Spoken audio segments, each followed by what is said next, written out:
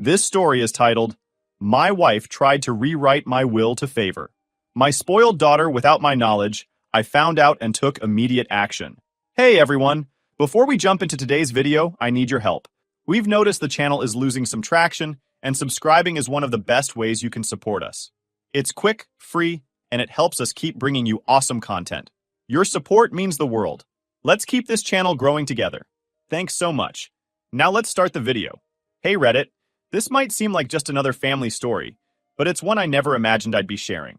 When you've been married for nearly 30 years, you think you know someone inside and out. You think you've built a life together on trust and shared values. But what happens when that foundation cracks, and you realize the person you thought you knew might not be who they seem? That's exactly where I found myself. So here goes. I'm Dan, 58 male, and I've spent my entire life building something I could be proud of. I grew up with nothing. My dad worked long hours in a factory, and my mom picked up whatever odd jobs she could find. We lived paycheck to paycheck, and there were plenty of times we barely made it. I remember being 10 years old and watching my parents argue over which bills they could afford to pay that month. It left a mark on me. When I got older, I promised myself I'd never live like that again. I worked hard, starting with part-time jobs in high school, then moving on to construction after graduation. Eventually, I started my own business in home renovations. It wasn't easy. There were months where I didn't know if the company would survive, but I kept pushing. Now, decades later, I have a comfortable life, a nice home, and enough saved up to retire in a few years. I married Linda when I was 30. Back then, I thought she was perfect. Smart, loving, supportive. We had 3 kids together.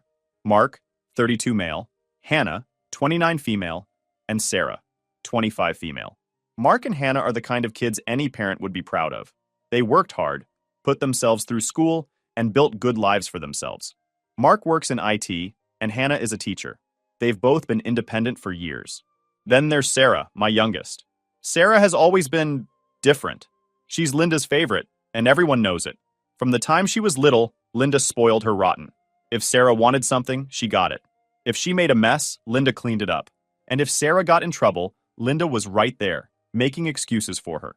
When Sarah was a teenager, she'd throw these tantrums if she didn't get her way. Not just regular teenage attitude, I'm talking full-blown, screaming, door-slamming fits.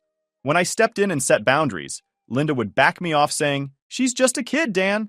Let her be. It got worse as Sarah got older. By the time she was in her 20s, she still acted like the world owed her something. For example, Sarah didn't want to work while she was in college. I told her I'd cover tuition, but she needed to get a part-time job for spending money.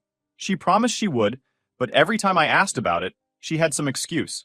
Either the job didn't work with her schedule, or the boss was mean, or the work was beneath her.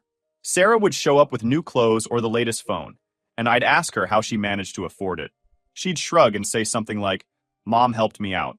One evening, I brought it up with Linda. "Why are you giving Sarah extra money?" I asked her. Linda didn't even hesitate. "She's still figuring things out," she said, brushing off my concerns. I let it go at the time, thinking it wasn't worth a fight, but looking back, I realized that was a mistake. After graduation, it didn't get better. Sarah moved back home and refused to pay rent. She'd say things like, "The job market is so tough right now." Meanwhile, she was going out every weekend, buying expensive makeup and spending hours on TikTok. Linda defended her every time. "She's just trying to find her place," she'd say. "We need to support her." The thing is, I love my daughter. I want her to succeed. But there's a difference between helping someone and enabling them. And Linda couldn't see it. I've had countless arguments with her about this over the years. "You're not helping her grow up," I'd say. "You're just making her more dependent on us." But Linda wouldn't hear it. "She's our baby," she'd argue. "We're supposed to be there for her." One of the worst examples, when Sarah was only 17, she decided she wanted a brand new SUV, fully loaded. I told her she needed a steady job to afford it, but Linda jumped in, saying Sarah needed reliable transportation and brushing off my concerns about costs. A few days later, I came home to find Sarah browsing SUVs online with Linda's support. When I reminded them Sarah couldn't afford it, Linda dismissed me again, insisting they'd figure it out. I stood my ground, saying Sarah should wait until she was financially ready. Sarah sulked, Linda stayed annoyed, but in the end, the SUV never materialized. But it was a typical pattern. Sarah wanted something, Linda enabled her, and I was the bad guy for keeping things practical. That was the dynamic for years. Every time Sarah wanted something, Linda defended her needs no matter what. And every time I stepped in, I was painted as the bad guy. Now, don't get me wrong. I tried to have a relationship with Sarah. I wanted to guide her, to help her grow into a responsible adult. But she didn't like me. She saw me as the guy who said no, while her mom said yes. Still, I never imagined things would go as far as they did. I thought Sarah was spoiled, sure, but I didn't think she was capable of outright manipulation. And I definitely didn't think Linda would ever betray me like she did. It all started to unravel one evening a few weeks ago. I was in my study, going through some old files, when I noticed Linda's laptop sitting open on my desk. It wasn't unusual. She sometimes left it there. But something caught my eye. There was a document titled Revised Will open on the screen. I froze. My heart started pounding as I stared at the title. I hadn't talked to Linda about changing my will, so why was there a revised version sitting on her laptop? Against my better judgment, I clicked on it. What I saw made my stomach drop. The new will left almost everything. My business, our savings, the house, to Sarah. Mark and Hannah, who had worked so hard to build their own lives, were practically written out. And at the bottom of the document was my signature. Except it wasn't mine. Someone had forged it. I sat there for a long time, just staring at the screen. My mind was racing. Linda had done this. It was her laptop, her document, and her plan. She'd rewritten my will, forged my signature, and tried to cut out Mark and Hannah to give everything to Sarah. The betrayal hit me like a ton of bricks. I printed the document, slid it into a folder, and sat down in the living room to wait for Linda to come home. I didn't know how the conversation would go, but one thing was clear. I wasn't going to let this slide. That evening, Linda came home like it was any other day, casually setting her bag down and asking what I wanted for dinner. I couldn't hold it in. Linda, I started, holding up the paper. Do you want to explain this? She froze mid-step. Her eyes flicked to the paper, and her whole demeanor shifted. Where did you find that? She asked, her voice tight. Your laptop, I replied, keeping my tone even. The better question is why this exists. What were you thinking? Did you honestly think I wouldn't find out? She stood there for a moment, like she was deciding whether to lie or try to play it off. Finally, she said, It's not what you think. I was just drafting ideas. I thought we could discuss it. Discuss it? I raised my voice. You forged my signature, Linda. You didn't even mention this to me. This isn't brainstorming. It's betrayal. Her expression hardened as she crossed her arms. I wasn't betraying you. I was trying to do what's best for the family. Sarah deserves more than the others. She needs help. I couldn't believe what I was hearing. More than the others? I repeated. Mark and Hannah have worked hard to build their own lives. Sarah, on the other hand, has done nothing but take. And you want to reward that? She's our youngest, Linda shouted back. She's had a harder time finding her way. The others are fine on their own. And whose fault is that? I countered. Every time I've tried to teach her responsibility, you've swooped in to save her. She's 25 years old and still acts like the world owes her something. And now you're trying to give her everything at the expense of Mark and Hannah? This is beyond favoritism, Linda. This is manipulation. Her face twisted into a mix of anger and frustration. You've always been too harsh on her, she shot back. She's your daughter, Dan. You're supposed to support her. I have supported her, I said, trying to stay calm. I paid for her education, gave her a place to live, and covered her expenses for years. But support doesn't mean enabling. And forging my signature to rewrite my will? That's crossing the line. Instead of apologizing, Linda doubled down. You don't understand. Someone has to look out for her.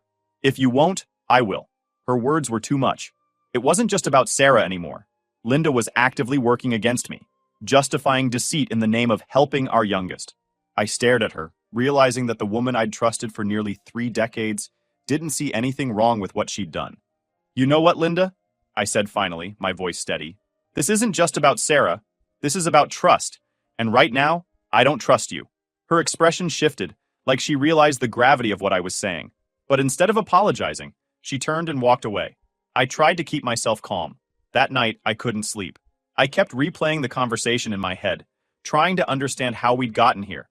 Was this who Linda had always been? Or had something changed over the years? Either way, I knew one thing. I couldn't just sit back and let this slide. The next morning, I called my lawyer. I told him everything about the will, the forgery, and Linda's justification for it all. He didn't sugarcoat it. Dan, this is serious, he said. If she had filed that forged document, it could have caused chaos for your estate. You need to protect your assets immediately. Following his advice, I locked away my original will and all important documents in a secure safe. I also froze any accounts Linda might have access to, just in case. The more steps I took, the more real it all felt. My wife, the person I thought I could trust the most, had tried to undermine me. But things didn't stop there. Over the next few days, I noticed Linda acting differently. She started spending more time with Sarah, whispering behind closed doors and making calls she wouldn't explain. It felt like there was a whole side of her life I didn't know about. And the more I thought about it, the more I realized how blind I'd been to the patterns that had been building for years. The worst part? As angry as I was, a part of me still hoped she'd come to her senses and apologize. But deep down, I knew this wasn't going to end with a simple, sorry. It was bigger than that. Bigger than anything I'd ever imagined we'd face as a family. And I had no idea what to do next. Over the next few days, things at home got tense. Linda was quieter than usual, but not in a reflective or apologetic way. It was more like she was biding her time, waiting for something. She spent almost every evening at Sarah's apartment, claiming they were working on some things. She didn't elaborate, and honestly, I didn't press her for details. I was too angry and exhausted to keep fighting, but the nagging feeling that something wasn't right wouldn't leave me alone. Then, one evening, Linda left the house claiming she was meeting a friend for coffee. I wasn't convinced. For weeks now, her friendly meetups had coincidentally taken her to Sarah's place. I decided to follow her. I waited a few minutes after she left and then grabbed my keys. Sure enough, her car led me straight to Sarah's apartment. I parked a few streets away and waited. An hour later, Linda came out, carrying a stack of papers. My heart sank. I couldn't see exactly what they were, but I had a pretty good idea. The next morning, I decided I couldn't let this go unaddressed any longer. When Linda came into the kitchen for her coffee, I didn't give her time to settle. "What were you doing at Sarah's place last night?" I asked. She froze, the mug halfway to her mouth. "What do you mean?" she asked, playing dumb. "You know exactly what I mean," I said, keeping my voice steady but firm. "You said you were meeting a friend, but I saw you leave Sarah's apartment carrying papers. Care to explain?" Her face flushed, but she quickly recovered. "I don't have to explain myself to you," she said, her tone defensive. "You do when it involves my estate," I shot back. "I know you're hiding something, Linda. If you don't come clean right now, I'll take legal action." That got her attention. For a split second, she looked genuinely panicked. Then she crossed her arms and said, "You're overreacting. Everything I've done is for Sarah. She needs help, Dan, and if you're not willing to support her, then I will." I couldn't believe what I was hearing. "So you admit it?" I asked. "You're working against me to rewrite the will? You forged my signature and now you're doubling down on this? Do you even hear yourself?" "She's our daughter," Linda said, her voice rising. "She's struggled her whole life. The other two don't need anything from us. They're fine. But Sarah deserves a chance." "A chance at what?" I asked, throwing my hands up. "She's had every opportunity handed to her on a silver platter, and she's done nothing with it. You're not helping her, Linda. You're enabling her. And now you've dragged me into it with lies and manipulation." Her expression shifted, and for the first time, I saw anger replace her defensive stance. "You've always been too hard on her," she spat. "You never believed in her the way I do. All you do is criticize." "This isn't about criticism," I said, keeping my voice steady. "This is about trust. And right now, I can't trust you. You've crossed a line, Linda. I don't even know who you are anymore." She turned and stormed out of the kitchen. I stood there for a long time, staring at the empty space she left behind, wondering how my marriage had come to this. Later that day, I called my lawyer again. "We need to move fast," I told him. I explained what I'd seen and what Linda had admitted. He sighed and said, "Dan, this is more serious than I initially thought. If she's already tried to tamper with the will and is still working on something, we need to act before she does more damage." We arranged to have a forensic expert analyze the forged document. Within a few days, the results confirmed what I already knew. My signature was fake. With this evidence in hand, I filed an injunction to block any attempts to alter or interfere with my assets. My lawyer also helped me secure tighter protections around my accounts and the estate as a whole. In the meantime, Linda's behavior only became more suspicious. She stopped trying to talk to me altogether, except for the occasional sarcastic remark. She spent most of her time out of the house, and when she was home, she was glued to her phone, texting furiously. It was obvious she was scheming with Sarah, but I didn't know what their next move would be. Then one evening, I overheard a phone conversation that confirmed my worst fears. Linda was in the living room, pacing back and forth while she talked. "He's on to me," she said, her voice low but sharp. "I don't know what else to do. If we don't act fast, it'll all go to Mark and Hannah, and Sarah won't get a dime."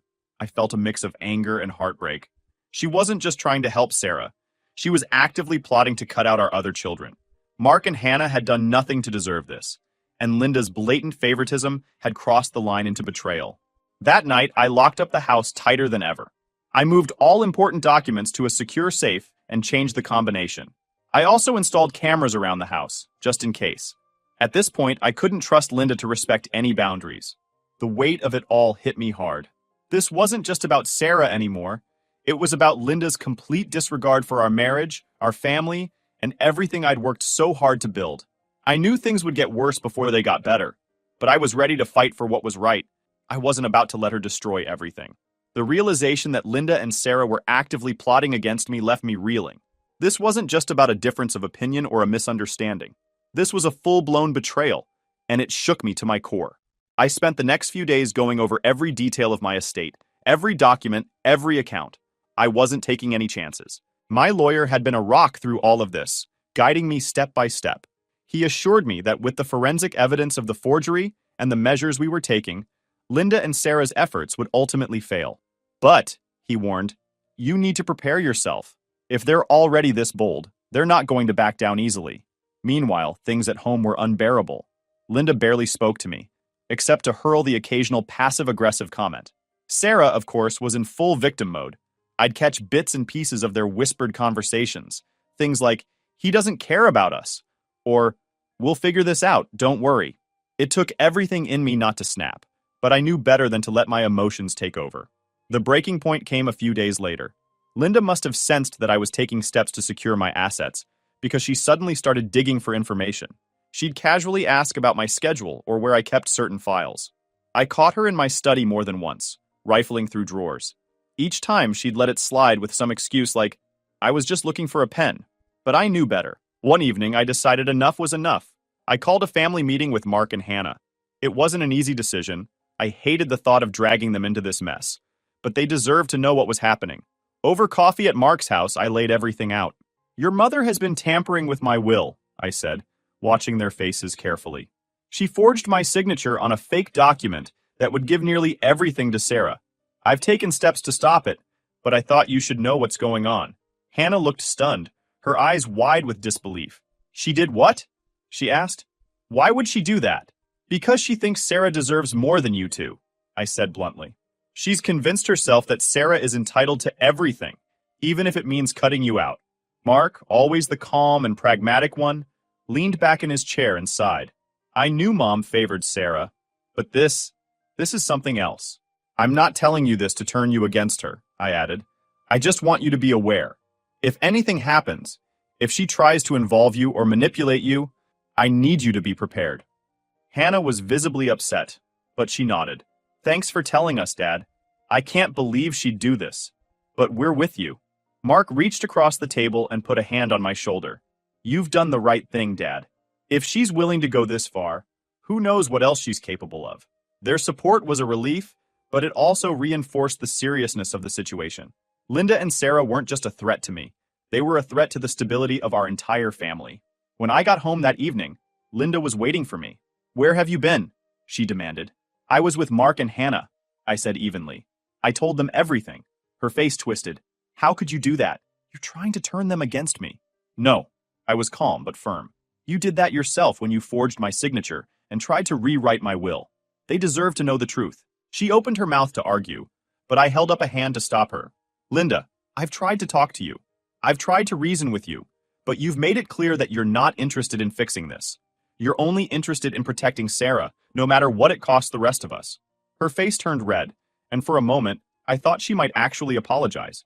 But instead, she crossed her arms and said, If you won't help her, I will. Someone has to look out for her. I shook my head, the last shred of hope I'd been clinging to crumbling. This isn't about Sarah anymore. This is about trust, Linda, and you've destroyed it. That night, I made the hardest decision of my life. I called my lawyer and told him to move forward with filing for separation. I couldn't stay in a marriage where betrayal and deceit had become the norm. It wasn't just about protecting my assets. It was about protecting my peace of mind and the values I'd spent my life trying to uphold. The next morning, Linda was served with the papers. She exploded, screaming and crying, and accusing me of abandoning her and Sarah. I stayed calm, refusing to engage in her theatrics. This is your doing, Linda, I said quietly. You made this choice when you decided to betray me. She packed a bag that same day and left to stay with Sarah. I felt a strange mix of relief and sadness as the door closed behind her. This wasn't how I'd imagined my life would turn out, but I knew I was doing the right thing. The fallout from my decision was swift. Linda and Sarah immediately went on a smear campaign, calling family members and telling them I was trying to cheat them out of their rightful inheritance. But I'd already prepared for this. I shared the evidence of the forged will with close family, and most of them quickly saw through Linda and Sarah's lies. The few who didn't, well, I decided they weren't worth my energy. For the first time in weeks, I felt like I was regaining control of my life, but I knew the fight wasn't over yet. Linda and Sarah weren't the type to back down quietly, and I had to be ready for whatever came next. The days after Linda moved out were a whirlwind. She went straight to Sarah's apartment, and from there, the two of them launched an all-out offensive. I started getting calls from family members, all parroting the same lines. Why are you trying to disinherit Sarah? How could you leave Linda after all these years? Don't you think you're being a little extreme? Linda and Sarah had spun the story to make it look like I was some kind of villain. According to them, I was selfish, abandoning my family, and trying to cut Sarah out of her rightful inheritance. But I was ready for this. I'd already spoken to my lawyer, and we'd agreed to release key evidence: the forged will, the forensic report, and the steps Linda had taken, if it became necessary to defend myself. I started with my siblings. My younger sister was the first to call, sounding genuinely confused. Dan, what's going on? Linda's saying you've turned your back on her and the kids. That doesn't sound like you. It's not, I said, keeping my voice steady. Let me tell you what's really happening. I explained everything: the forged will, Linda's secretive behavior, and her blatant favoritism towards Sarah. By the time I finished, my sister was furious. She actually forged your signature? She asked. That's not just wrong, Dan. That's illegal. Exactly, I said.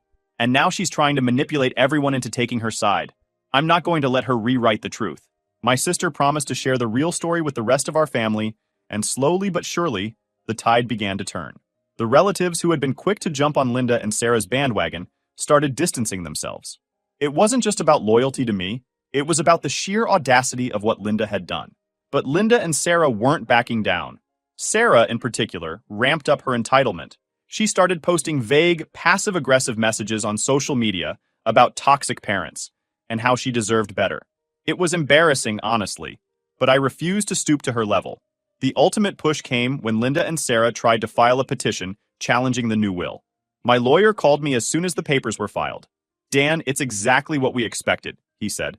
They're claiming the new will is unfair and that Sarah is being denied her inheritance. What are our chances? I asked, even though I already knew the answer. They don't have a leg to stand on, he assured me. The forged will, combined with the evidence of tampering, will sink their case before it even gets started, but we'll need to be thorough to shut this down completely. I wasn't worried about losing the case. What frustrated me was how far Linda and Sarah were willing to go. They weren't just fighting for money, they were trying to destroy my reputation in the process. It was vindictive, plain and simple. The court date arrived faster than I expected. I sat in the courtroom, flanked by my lawyer, while Linda and Sarah sat across from me, whispering furiously to each other. When the judge reviewed the evidence, the forged will, the forensic report, and the testimony from my lawyer, it was clear that their case had no merit. The judge dismissed it outright, and I felt a wave of relief wash over me. But Linda and Sarah weren't done. After the hearing, Sarah confronted me in the hallway. "This isn't over, Dad," she said, her voice dripping with venom. "You can't just cut me out of your life like this." "I didn't cut you out," I replied calmly. "You and your mother made these choices. I tried to be fair, but you've shown me time and time again that fairness isn't what you're interested in. This is on you, Sarah." She stormed off, and I felt a strange feeling. For years, I'd tried to help Sarah, to teach her responsibility, to guide her. But no matter what I did, it was never enough. And now, I was done bending over backward for someone who only saw me as a means to an end. Back home, I began the slow process of rebuilding. I focused on spending time with Mark and Hannah, who had been my rock throughout this ordeal. One evening, Hannah came over with her husband, and we had dinner together. After the meal, she pulled me aside. "Dad, I know this has been hard," she said, her voice soft, "but I want you to know that we're proud of you. You've handled this better than I ever could have." Her words meant everything to me. After everything, I felt a glimmer of hope.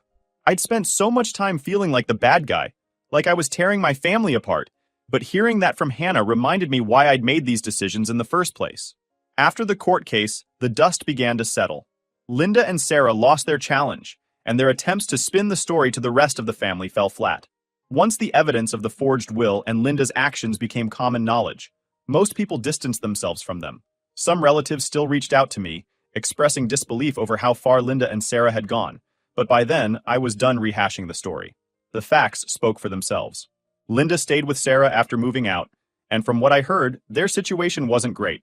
Sarah was struggling to keep up with her lifestyle now that she didn't have Linda to funnel money her way. Linda, on the other hand, seemed to have doubled down on supporting Sarah, even though it was clearly draining her. I couldn't help but feel a mix of pity and frustration. They dug this hole themselves, but it didn't make watching them spiral any easier. Meanwhile, I focused on rebuilding my life. The divorce process was swift, thanks to the clear evidence of Linda's betrayal. I was granted full ownership of my estate, and Linda walked away with a settlement my lawyer negotiated. It wasn't as much as she'd hoped for, but it was more than fair considering the circumstances. By the time the papers were signed, I felt a sense of closure. Not happiness exactly, but relief that this chapter was finally over. My relationship with Mark and Hannah grew stronger during this time. They'd been my anchor through the chaos, and I made a point to let them know how much I appreciated their support. We started spending more time together. Family dinners, weekend visits, even the occasional vacation. It felt good to reconnect with them on a deeper level, without the constant tension that had hung over us when Linda and Sarah were involved. One evening, Mark came over to help me with some repairs around the house. As we worked, he said, "You know, Dad, I never realized how much you were dealing with until all this happened. You've handled it better than I think I could have." I shrugged. "You do what you have to, Mark. That's all." "No, seriously," he said, setting down his wrench. "A lot of people would have crumbled under that kind of pressure. But you stood your ground. I hope I can do the same if I ever face something like that." His words meant a lot. I'd spent so much time questioning my decisions, wondering if I'd been too harsh or too rigid. Hearing Mark say that reassured me that I'd done the right thing, not just for myself, but for the family that truly cared about me. As for Sarah, I decided to let her go. For years, I'd bent over backward to help her, to teach her responsibility, to guide her toward a better path. But this ordeal made it clear that she wasn't interested in changing, not as long as she had Linda enabling her. I knew I couldn't force her to grow up. That was a decision she'd have to make on her own.